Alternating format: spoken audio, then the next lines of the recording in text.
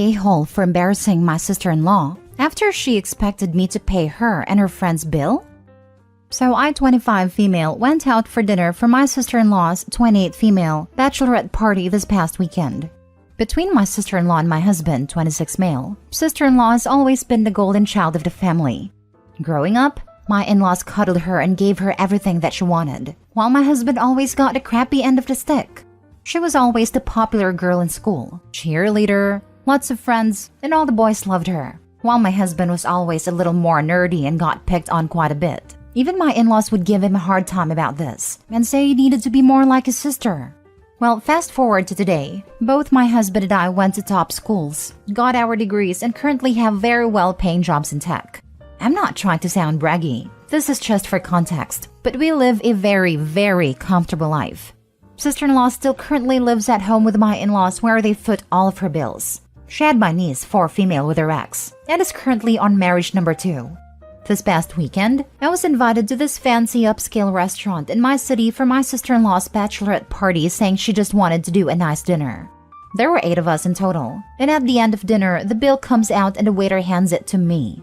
I'm sitting there confused for a second, until sister-in-law speaks up and is all, "My parents and I were talking, and we're thinking you and my brother can handle the bill for this, as a wedding gift, since you're not financially contributing to my wedding."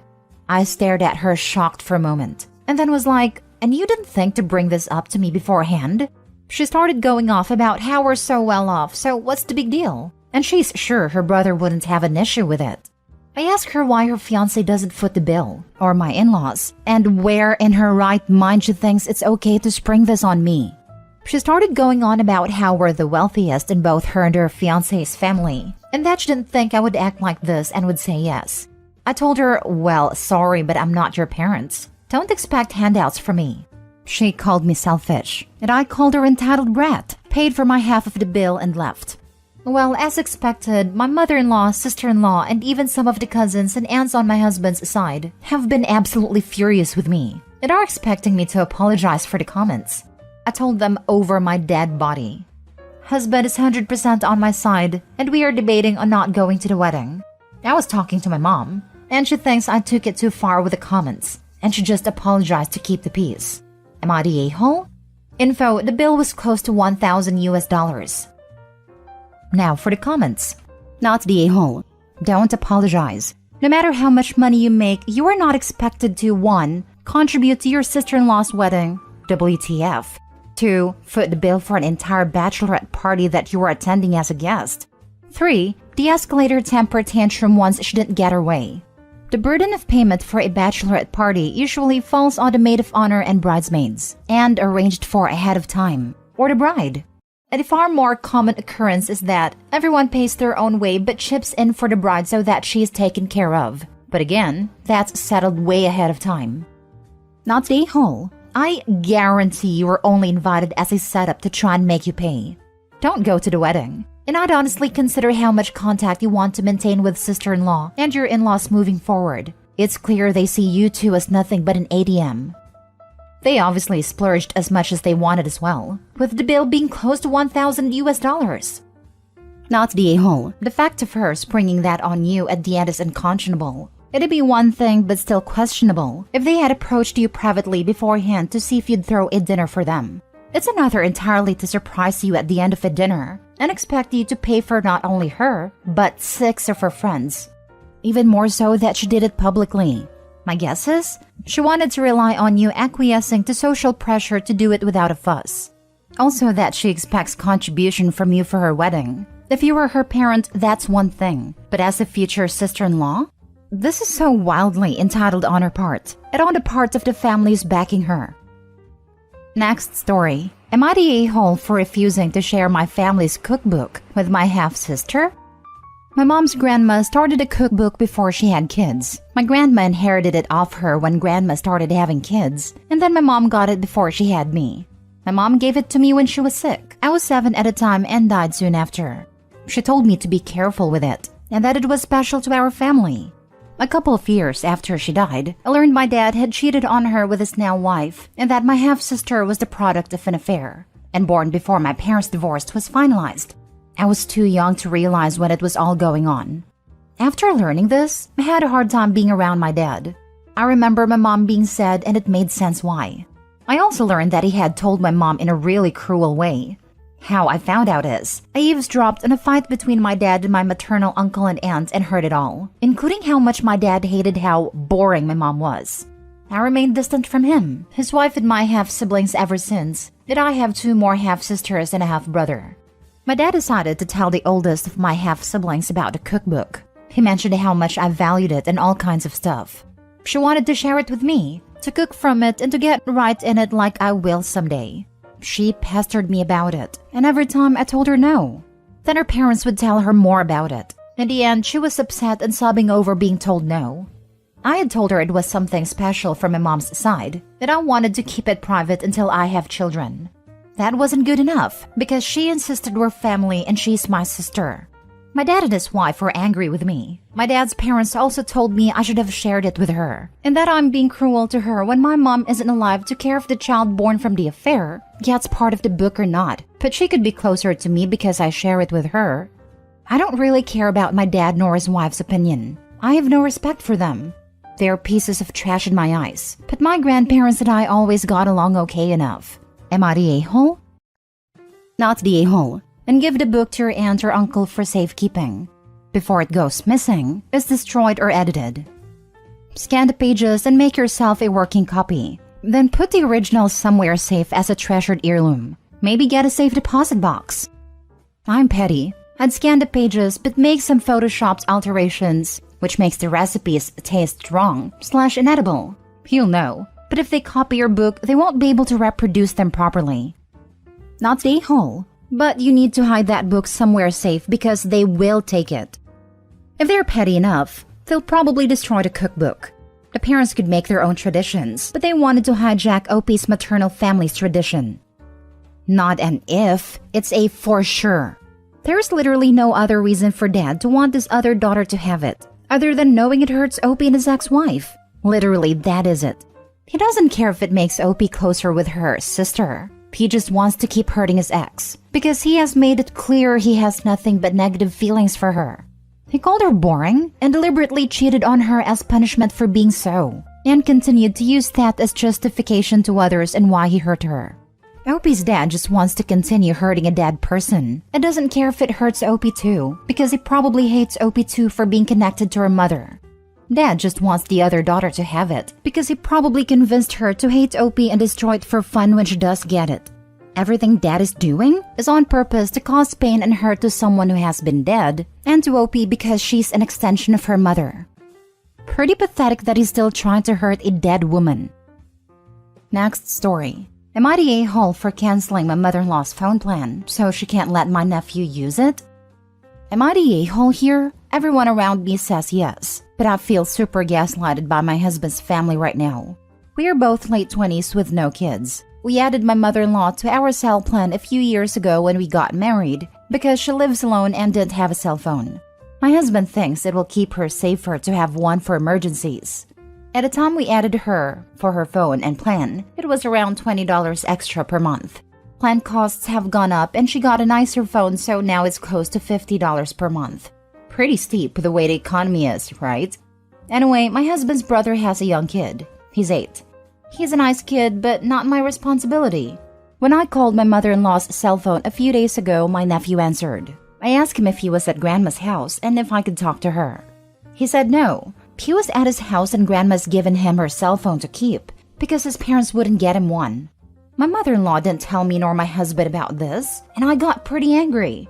I'm already not thrilled about paying for her to have a cell phone. So I'm definitely not happy about paying for my 8-year-old nephew to have it. So I went to her house and told her that if she wasn't going to use the phone, I was going to take it off our plan. And that I wanted the iPhone back from nephew because my husband's screen is cracked, and he can have hers. It will save us a few $100 since we won't have to buy a new phone. Needless to say, she's mad now because it's her phone to do with as she pleases, and she wants nephew to have it. I told her it's not her phone, and we won't pay for it if he's using it. I told hubby I was canceling it, and then I did. I told him if she wants a phone again, or wants nephew to have one, she can sign up for her own plan. He's mad that I did that. Mother-in-law's mad. Nephew and his parents are mad. But I did get the phone back, since it's no longer working on our plan.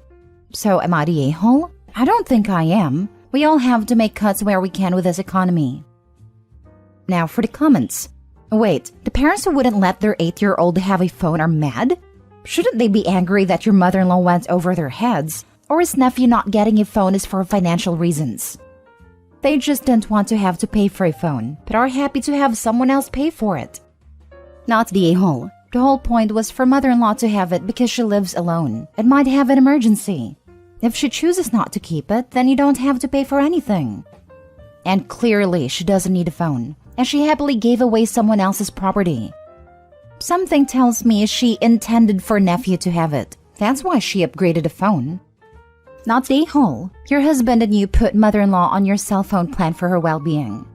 She's gotten a nicer phone, and plan costs have gone up, so instead of $20, you now pay $50 to assure mother-in-law's well-being. You have paid her cell phone costs for several years now. 8-year-old nephew's parents won't give him a phone. Mother-in-law gives her phone and plan, which $50 each month to 8-year-old. Now, his parents don't mind him having a phone. No one informed owners and payers of said phone and plan. OP cancels plan and recuperates phone. Now, everybody faults OP for not wanting to pay $600 a year for having husband's brother's 8-year-old on their phone plan? Entitled anyone? Even the husband. What a jerk. I get the feeling that he's mad because mom is mad. Bingo. Last story. Am I the a-hole for ruining my son's sister's first birthday? My ex's new wife called me 3 weeks ago and said that she just realized her daughter's birthday was on my week. She asked me to please bring my son to the party or drop him off the night before and they'd bring him back the next morning. She was very entitled about it. She presented me 2 options when I don't have to do either. I said I would think about it. Then she got huffy and said he has to be at his little sister's party. I again said I would think about it and she continued to argue. So I hung up. The day before the party, I asked my son, "Do you want to go to your sister's birthday party?" He said he did. So I texted her to tell her we would be there and ask her for the time of the party. She told me it was at noon. So we got there at 12:30 and there were no other cars, which was weird. When we went inside, my ex said he needed to talk to me, and I said that wasn't necessary. It asked where the party guests were. He said he needed to prepare me before I saw his wife. I said, "Why? Is she pregnant or something?" He said she was, and I just rolled my eyes. I again asked where the party guests were. He said the party was at 2, but they wanted to make sure I had time to put myself together before the party. I told him he needed to quit with the soap opera drama, because I don't have time for it. I took time out of my day to accommodate them, but they blew it. I'm not hanging out with them in an empty house for over an hour, and I'm not wasting gas to leave and come back. I took my son to the park and we had a nice day. But my ex texted me a bunch about how I was punishing his daughter for the pregnancy when I don't care that his wife is pregnant. My only response was a text that said, "Grow up." My son asked about his sister's birthday, and I said there was a mix-up with the party time, which is true, and they would all celebrate together when he was at his dad's, so he was chill. My mom said I hurt the birthday girl, but she's one. She's not going to notice who is at her party. My mom told me to be the bigger person, but I feel there is a limit to that. I'm not going to reward lying and trickery in my ex, any more than I would reward it if my 6-year-old did it. Am I the a-hole for leaving and not coming back? So wait, your ex intentionally kept the actual time from you so you would show up early, and all that just so he can tell you about a pregnancy in person and give you time to put yourself together afterwards, as if it's some life-shattering news to you? Hell no, not the a-hole. He really seems to love drama. I would like to know what kind of reaction they wanted. You sobbing on the floor while they can be the bigger person and comfort you? And later they will tell everyone how hard it hit you and how nice they are for being there for you. Whatever weird kind of dream they had about this obviously did not work. They could have been normal and told you the actual time. It was already nice of you to bring your son. I would have told them they can drive if they want him to join during your time. I'm sure that was his fantasy. He's always preferred fantasy to reality. I thought it was romantic when I was young and stupid. Unfortunately, I too was made of flesh and bone, so he tired of me quickly. But it's fine. He gave me a gift I'd never return. I won't begrudge him the pain. It thickened my skin at least. Not the a-hole. They weren't honest with you. Your ex could have called you to tell you about the new pregnancy. They didn't need to trick you ahead of time. It was kind of you to show up with your child in your own parenting time. Next time you speak with them, let them know they need to be honest with you, or you will never be flexible with your own parenting time again. If you don't make a clear boundary, they will do this more, especially if they're making more children. They'll want to do more family parties, more vacations when it may be on your time. It would be nice if you could both be flexible with each other, but honesty and open communication is key here. They have to play ball too for it to work. Good luck, OP. Co-parenting is not easy. But if he was honest with me, he wouldn't have gotten a soap opera moment. He is, after all, the main character of life, and we are all just supporting players in a story. Jokes aside, you're right, but that's never going to happen. He's allergic to honesty. The only reason I didn't suspect trickery was because his wife made a request, not him. But I guess it's rubbed off on her. Lol. Well then, he doesn't get flexibility from you. That's his choice. You're right, they blew it. But they'll be claiming they're the victims until the end of time. It is what it is, I guess.